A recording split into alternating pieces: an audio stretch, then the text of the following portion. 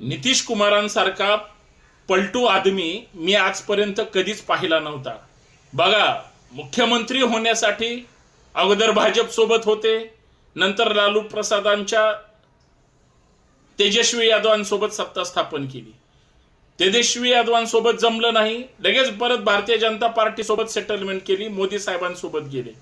सत्तेसाठी पलटी मारणारा माणूस भारतीय जनता पार्टीनं, मोदींनी किंवा शहानी बरोबर नितीश कुमाराला आता पलटून टाकलं। म्हणजे ज्या माणसाला मुख्यमंत्री करण्यासाठी मागच्याच वर्षभरापूर्वी इतके मोठे वेगवेगळे राजकीय गणित जोडले, त्या माणसाला अचानक राज्यसभेवर पाठवलं का? बिहारमध्ये नवीन व्यक्ती मुख्यमंत्री होईल, कदाचित नितीश कुमारांचा मुलगा करायचं चाललंय। परंतु पलटी माणूस किती पलट्या खाऊ शकतो